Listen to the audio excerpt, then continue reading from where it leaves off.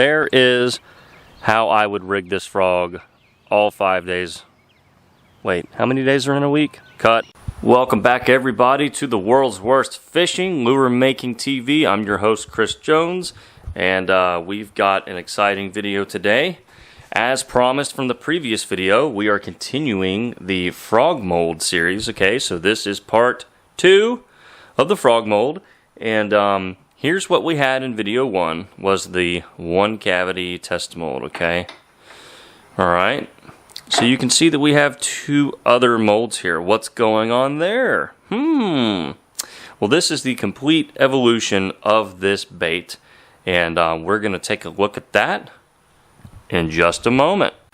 Tilt cups daily, dead on plastics. Remember, this is not just a hobby, okay? It's a lifestyle. You get addicted to this soft bait stuff, and you basically see the rest of your life flashing before you. Yes, I'm gonna be mixing colors and glitter for the rest of my life. So anyway, here we are, part 2 of the frog mold, of the AR frog mold, and we had something interesting happen between the last video with the little 1 cavity. Let me get it, with the little 1 cavity test mold. Okay, right, so here's what we had in video 1. And if you remember, at the end of video 1, I showed you what was basically the final version of the mold, including some CAD drawing pictures, and then the actual test mold. However, there's been a change, okay? And again, that's all part of the, I guess you could call it R&D, you know? Josh cut what was going to be the final version of the mold based on orientation of the cavities. You remember we talked a lot about orientation of the cavities, and still found a few little things that he didn't like. So the final version nobody has seen yet, and that's why we have 2 other molds on the table instead of just 1. So we're going to show y'all the complete evolution of the mold and why Josh wound up doing it the way that he did it. So let's take a look. Alright, so let's go through this. Okay, here was last video's mold. Alright, and well, I'm not showing the tail mold, but yes, we do have a tail mold as well. Alright, so that's what we did, and you know, you can actually do a lot with just a 1 cavity little mold. You know, however, that one didn't have any of the body detail on it. Okay, but this one does, right? So this is the mold configuration similar to the, or exactly like the atomic toad, okay? Plastic comes in, takes a 90 degree, and then you still have downward facing cavities, okay? So here is what the final cavity looks like, okay? Alright. However, even with this configuration, there was still a little bit of problem in the leg, okay? And we are microscopically nitpicking these issues, you know, but however, Josh wants to release a mold that is plug and play, as user friendly as possible, doesn't require the user to, you know, necessarily have to have a PhD in injection to make it feel right, okay? So this one makes an excellent frog, but he could get it to mess up, okay? And that's kind of what you're looking for. You're trying to get it to maybe show a little air pocket here or a dent here or something like that. All right. So what he landed on was this configuration. All right. So let's look at the differences just real quick. Okay. Very different. Okay. So the old configuration, the cavities technically are filling top to bottom from a runner that comes in the top and then goes sideways. Now the configuration is a little simpler, okay? Plastic comes down, and now the cavities are horizontal, which actually in practice made it easier for air to escape, and so we didn't have any more issues of air maybe being trapped despite the extensive venting, okay? So this is what the final orientation looks like. I hope I explained that all well. It's, you know, I don't write scripts, I'm just kind of going off the cuff, but you know, I kind of know what we're doing here in terms of these orientations. But this is the mold that you will receive. You're going to receive it in this orientation, in this cavity count, three cavities. And what we're going to do is we're going to obviously put this version in the video, okay? So we're basically going to inject both, and then eventually by the end of the video we'll probably only be on this one because this is the mold technically that we are featuring. However, I do have sort of the second test version of it before this final version. Really beautiful frog. Again, you know, he added some detail there in the body, and I have not seen it yet. I've only made frogs with this test cavity. So I've yet to see this in person. We're gonna go straight into a mega color, a triple injection color. So let's do it. And no surprise there, I like a really firm plastic, so we're gonna be going with the DOP, Dead on Plastics, Craw Tube, Black Bucket, and that's going to be our weapon of choice today. Okay, so we are going to attempt to recreate Zoom's tree frog color, which we actually did a video on a long time ago, and it was probably like my favorite fancy frog that I've ever done. So I wanted to try to recreate some of that magic for today's video. So we need like a dark red for the top color. So we're just going to take dead on red and some black. Yeah, that's actually not looking too bad. We might darken it up just a smidge, maybe another drop or two. Alright. And then it kind of has like a green emerald middle. Yeah, looking good there. That's sort of how you get a brick color, is you just take a red, you add some black, and then maybe brown. But for today's video purposes, we're pretty much just going to stick with that. Alright, and so then the middle is sort of like an emerald. So we're just going to go with some Lureworks emerald here. Alright, get a few drops of that in there. And then some of this lime truce, which as you can see we are about out of that. You want that good and thick. You want all three colors to be pretty thick in terms of being opaque. Yeah. So something like that. We'll darken it up with some more emerald. This the emerald's real dark. Okay. And then the bottom color is basically just a yellow chartreuse. You know, there's a couple different variations of chartreuse out there. We're just gonna add this regular dead on chartreuse because I think it has, yeah, it just has the correct shade of yellow there. Okay, so that's kind of what we're gonna go with. These three colors here, we'll kind of do a quick little drizzle test just to see if the saturations look good. Okay, so we'll just kind of get some color out, drizzle them together, mix them all together kind of thing. So it looks like the chartreuse is still a little bit weak.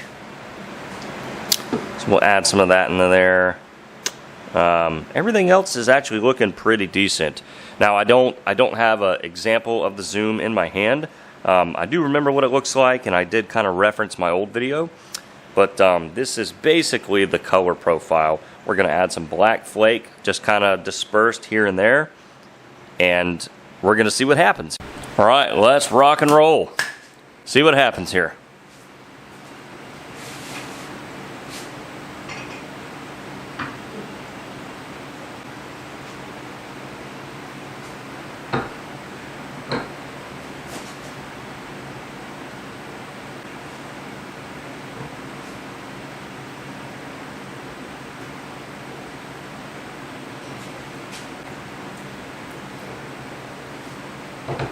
All right.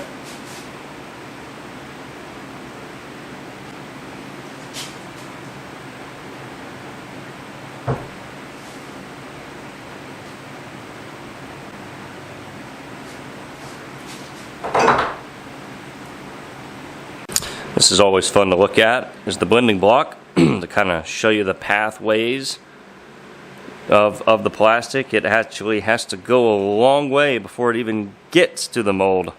So, yeah. Hopefully that looks pretty decent. So we'll go ahead and close up here, and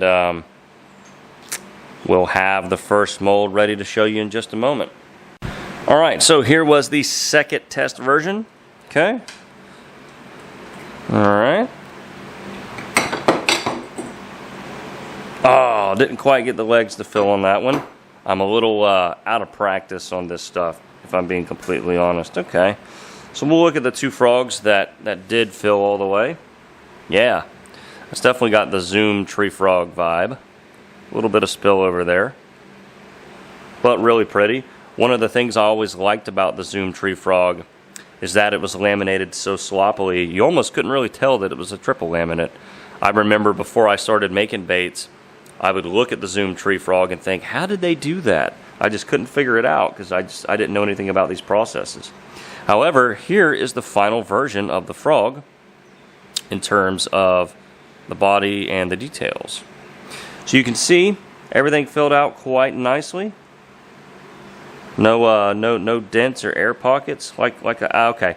Yeah, so maybe there's an example just right there of what Josh was seeing and why the orientation wound up changing from vertical, okay? From vertical fill to horizontal fill, because gravity has a big effect on this kind of stuff. So let's look at the final version of the mold right now. All right, let's open her up. Oh yeah. So right off the bat, the laminates look a little bit more consistent.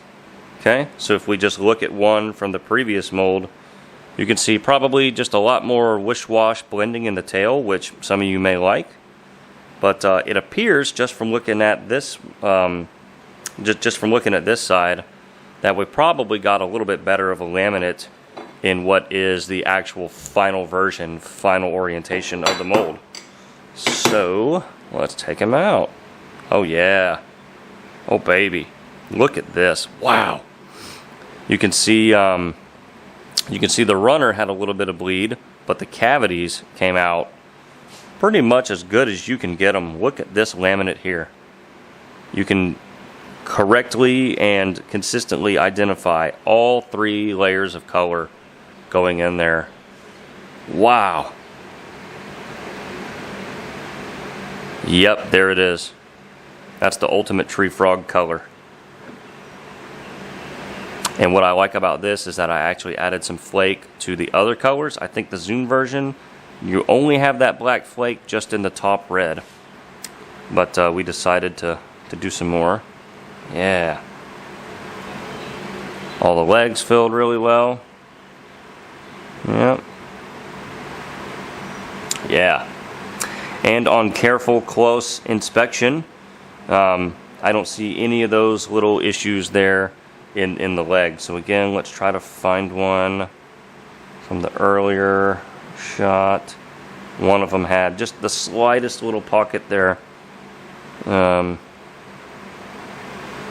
now I can't find. Yeah, there it is. Yeah, you can see right there. Just right there, that little teeny tiny air pocket was a little bit of a consistent boo-boo in the old orientation. So my first ever shot with the final version, we don't have those. So just an example of Josh going through the motions, doing his R&D, and getting the best version of a mold out possible. All right, everybody, so now that we got the triple injector out of the way with that tree frog, we're going to go to a little bit more traditional of a color. We're going to try out basically sort of like an Okeechobee craw, just two color laminate, and we're going to break out the goose turd for this. So yeah, I'm pretty excited. I'm excited to see how these molds laminate, because most people are probably going to be doing single colors or double colors in these frogs. Every now and then, you know, somebody gets brave with the triple injector. But this is a lot more practical to the use of the mold, and I'm pretty excited to see how we can do. So here comes Okeechobee craw, goose turd style. Okay, Okeechobee craw. We're going to start with some blue. On the blue side, if that made any sense, should have. blue on the blue side, and then goose turd, oops, on the other side. Goose turd is like a really brown shade of green pumpkin. Alright, so we're going to go with a couple drops of that in there. See where that gets us. It's a pretty strong color from what I remember. Yeah. Okay. Yeah. And then basically we want blue flake on the blue side. Quite a bit of it. This always makes for a good Okeechobee crawl. Alright. So blue and green pumpkin and black. It's essentially what we want. There we go. A little bit more blue. Okay. Then for the other side, let's get out our black flake here. Alright. Beautiful.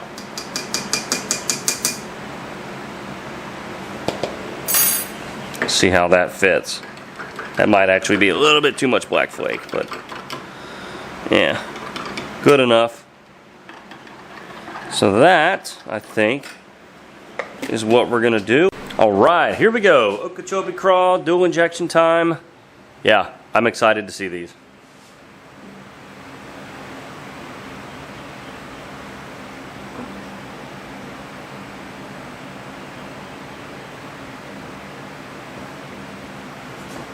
Yeah, that was smooth. I even went as far as to preheat the injector and the blending block just to make these a little easier to push, a little smoother to push, so that hopefully we get the best results that we can for you guys. Yeah.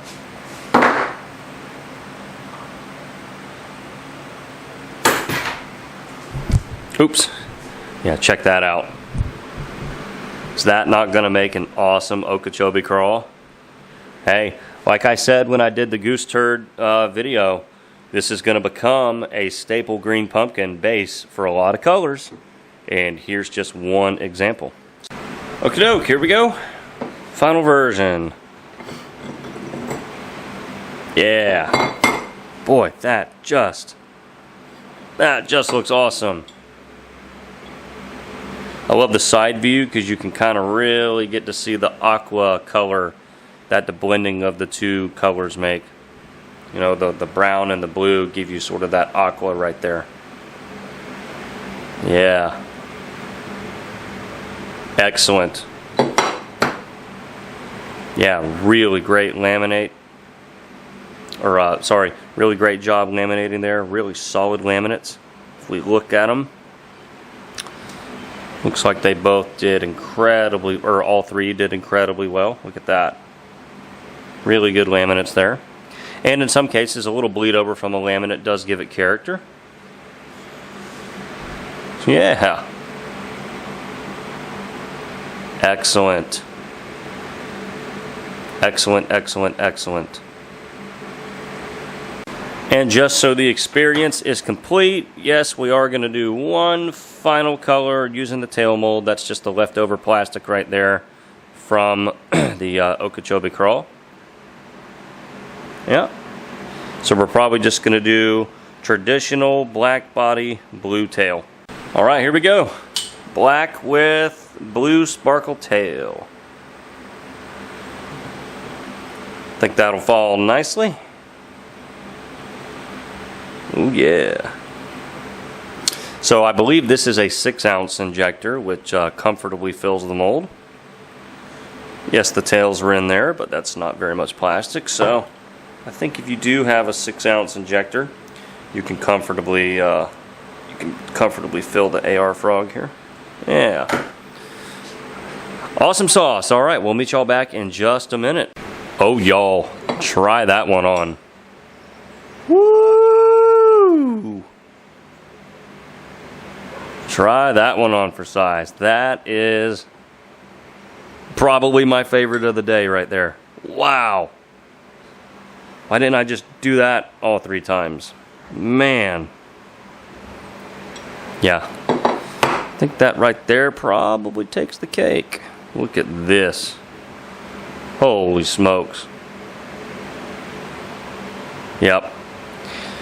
In the words of a modern day scholar, Paris Hilton, that's hot. Okay, so here's kind of a cool layout you might recognize from the thumbnail. We have the complete, right, start, and then finish, right? So we have the first version and then the final version here. So, you know, we did see the middle version, I guess you could call it, earlier, but here's the complete first and last. And so there are the colors that we did today. Looking good. Yeah. What do y'all think? Pretty cool. So, question of the day. Let's say you head out to your mailbox. Boom. This mold arrives. What's the first color you're making in the new AR Frog?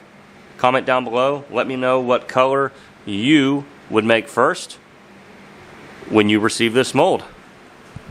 Curious to see what everyone's favorite frog color is. Let me know in the comments down below.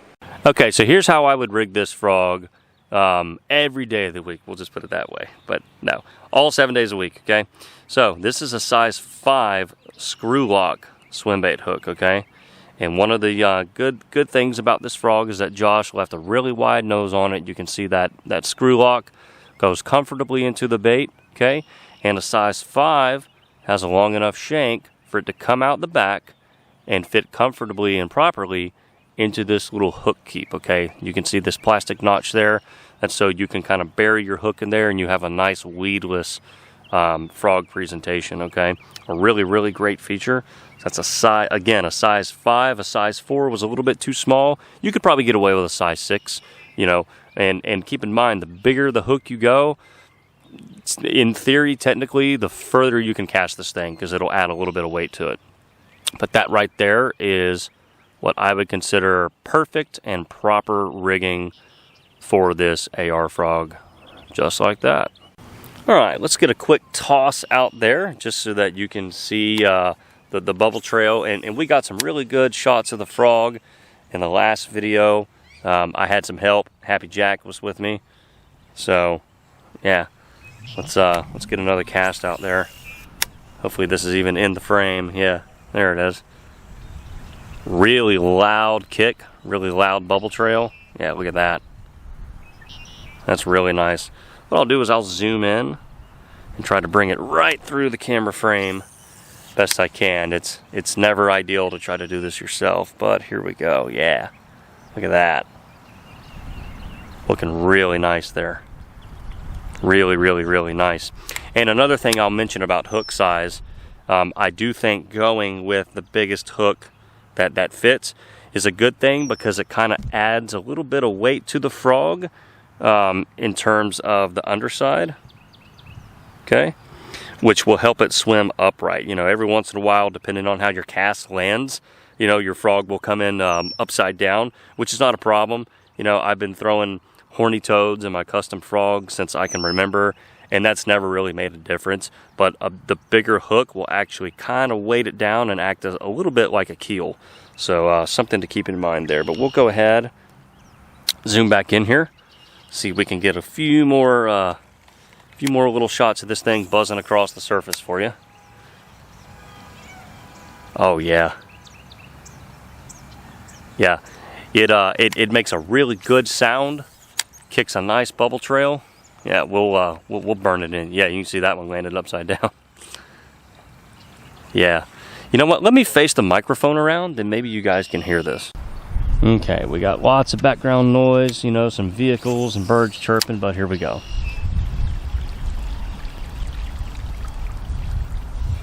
Don't know if y'all can hear that. We'll burn it so that it makes a lot of noise.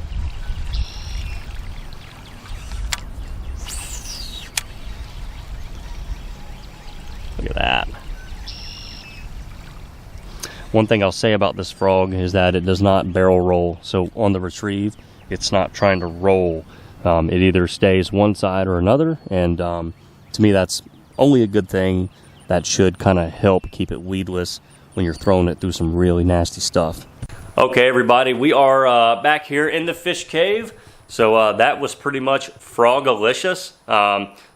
Again, I hope y'all have enjoyed this kind of two-part video series. Just kind of showing the first initial test mold, testing several different variations all the way up to the final one. So I could not be happier with it. You know, like I said before, I am a frog guy. Everyone who watches this channel knows that, so it's nice to have another option. It's nice to have another great option to the market.